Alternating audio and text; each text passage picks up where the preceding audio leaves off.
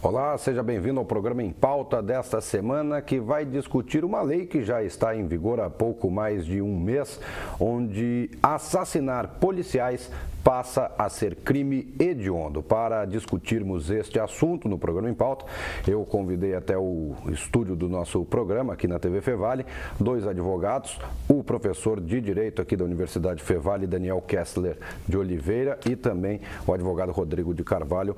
Obrigado por terem aceitado o convite. Eu começo o programa com uma pergunta para os dois, para vocês debaterem. Resolve alguma coisa? Vai modificar o comportamento dos bandidos uma lei que transforma em crime hediondo assassinar policiais, que é um problema que nós estamos vivendo frequentemente na sociedade?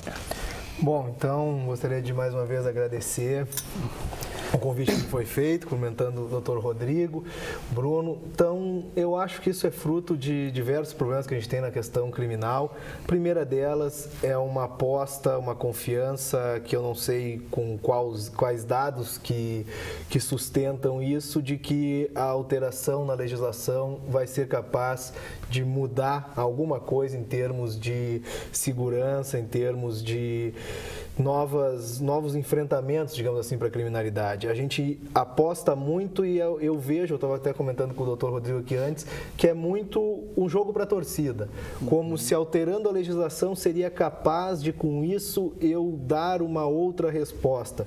E por que eu sou um pouco pessimista nesse sentido? Primeiro, porque a gente vem enrijecendo leis, a gente vem aumentando punições há mais de 20 anos e a criminalidade só aumenta. A gente precisa saber, eu não estou dizendo que não pode a legislação também auxiliar, mas o problema é quando a gente outorga tudo para a legislação e a gente acredita que mudando a lei, isso por si só será capaz de acontecer, de melhorar, de reduzir os índices. Porque, na verdade, o que precisa é estrutura, é preparação para dar conta da legislação que nós já temos. Esse, para mim, é o primeiro ponto, porque eu tenho hoje, não adianta eu ter uma legislação que vai dar uma garantia e o policial continuar sendo mal preparado, mal remunerado, mal treinado, e isso não vai trazer os efeitos que vendem para a sociedade.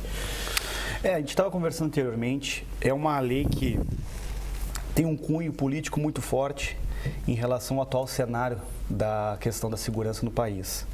Hoje a gente sabe que a polícia é muito mal remunerada e os índices de assassinato com policiais são altos.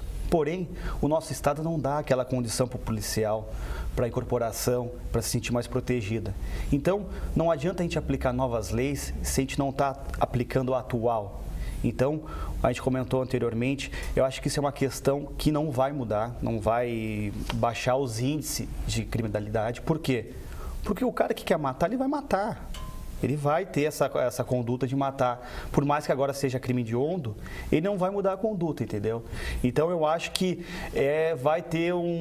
não vai ter tantas mudanças assim, mas eu acredito que essas taxas de morte policiais têm que ser mais analisadas de outro patamar, de outro cenário. Então, vai ter muitos assuntos para a gente conversar em relação a isso. Nós chegamos numa condição hoje no Brasil, vocês acreditam nisso, que a legislação, ela de repente só amedronta ou assusta a população de bem?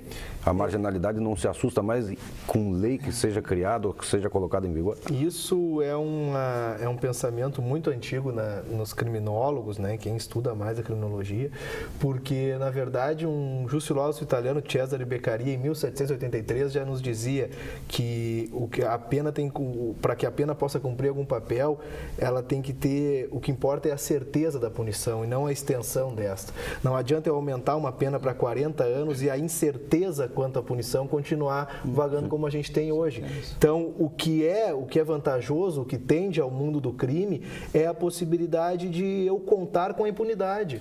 E é isso que torna atraente a vida criminosa. É tu contar que tu não vai ser punido, não que tu vai ter uma pena de 10 ou de 20 anos. Então, e mais, uma escritora italiana, que agora me fugiu o nome dela, ela trabalha muito com essa questão que tu levantaste, porque ela diz o seguinte: quando a gente diz o porquê que eu não cometo crime, eu sempre invoco valores morais.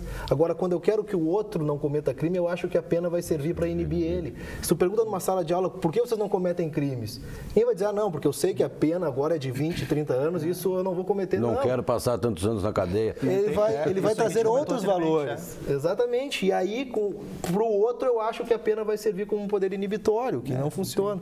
O grande fator é em relação à aplicação da pena e da impunidade hoje, que hoje todo mundo pensa que o país o Brasil é um país que não pune, que não.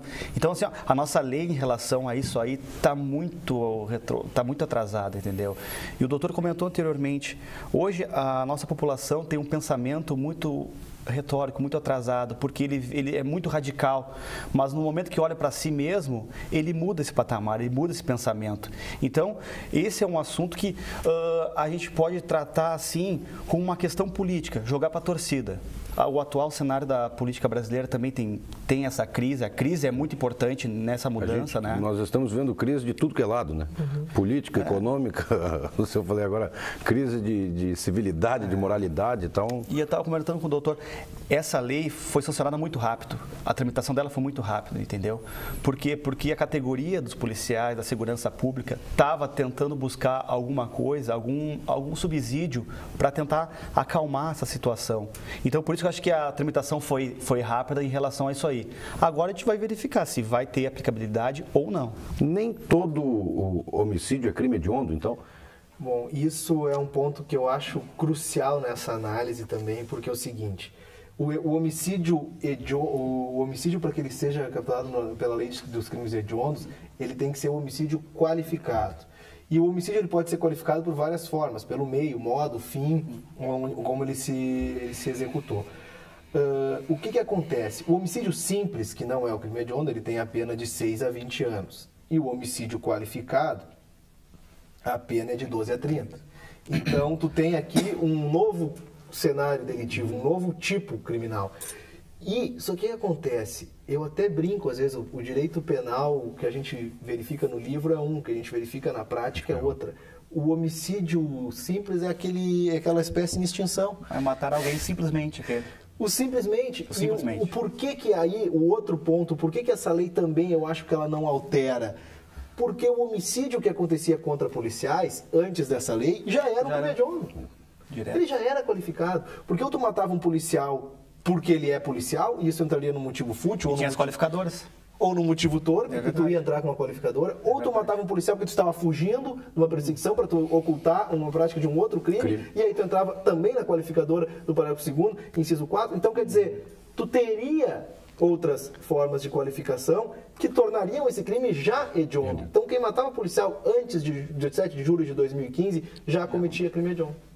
Mas agora ele vai ter mais uma qualificadora, óbvio, pode ser juntado e aumentar a pena, mas é aquilo que o doutor falou, é tu jogar para a torcida. Eu não tenho como dar estrutura, eu vou fingir que eu estou fazendo algo que vai alterar.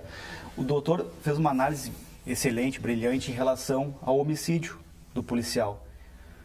Ele era um homicídio qualificado, antes da lei, porque quem vai matar o policial em razão de alguma coisa, de alguma busca, apreensão, de algum motivo. Então, a gente pode ver uma lacuna nessa lei, o quê? Uma determinada aplicação que não foi analisada antes e brilhantemente foi feita pelo doutor aqui, porque para tu matar um policial, tu tem que ter um motivo. Tu vai ter sempre um motivo. E isso não foi observado. Não é um acidente de trânsito, né? Não é um acidente de trânsito. Agora, todo homicídio já não deveria ser crime hediondo? Independente se a pessoa é policial ou não? É que, na verdade, tu pode ter o homicídio, aquilo que a gente diz, é o crime mais grave, é o crime que tira aquele que é o nosso bem maior, mas o homicídio também é o crime dos bons. Eu posso dizer que nenhum de nós vai sair aqui hoje e traficar, estuprar uma pessoa ou roubar um banco. Mas eu não posso dizer que nenhum de nós vai sair daqui hoje e não vai matar alguém. Não vai matar alguém. Porque tu pode cometer um homicídio no trânsito, tu pode cometer um homicídio culposo ou até com um dolo eventual, tu pode cometer um homicídio de diversas formas. Um ataque de fúria, que seja. E aí é óbvio que o homicídio ele pode ser até um homicídio privilegiado, se é sob o domínio de uma violenta emoção, após uma injusta provocação da vítima, ou tu pode cometer aquilo que é o chamado homicídio simples, só que dada a dificuldade técnica de conceituar, que cada vez se vê menos na prática. Todo mundo pode, em determinada situação, acontecer, entendeu? Mas radicalizar como homicídio, como hediondo, já fica meio complicado. Certo. Porque são várias teses, várias correntes e também a aplicabilidade do caso. Certo, eu conversava antes com o doutor Rodrigo, da gente entrar no ar, e essa lei também se estende a familiares de policiais, ela não está presa apenas no cidadão que exerce a função policial. Isso aí também traz mais segurança, na visão de vocês, ao policial, seja ele civil ou militar?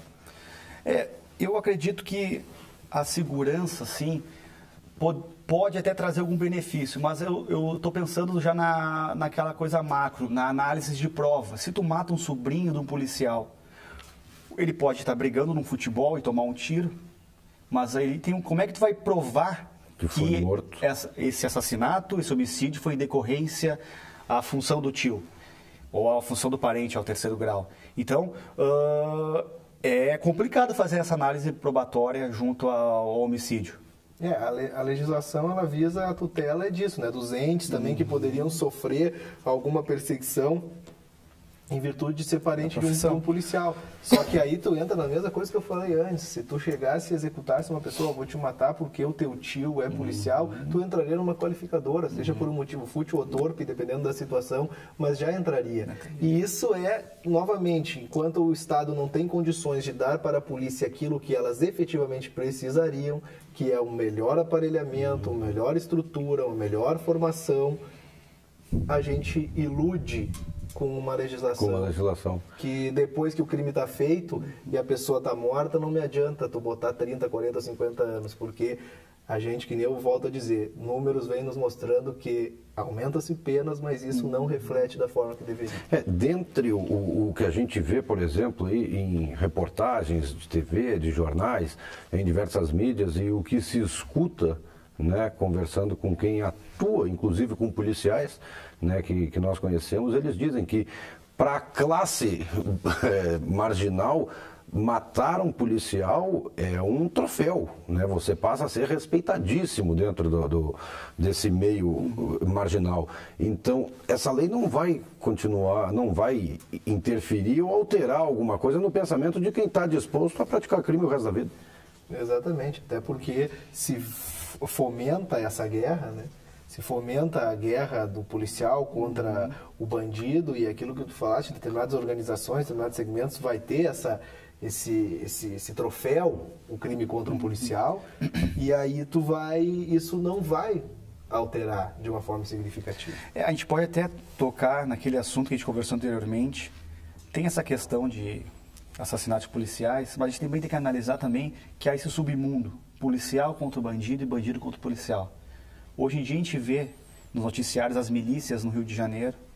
São determinadas ações que a gente fica pensando, mas é uma lei para proteger o policial, só que em determinados momentos a gente verifica que há policiais matando bandidos ou até pessoas inocentes, no caso de Barueri, lá em São Paulo, pessoas inocentes por causa dessas questões assim. Então, essa abrangência aí da lei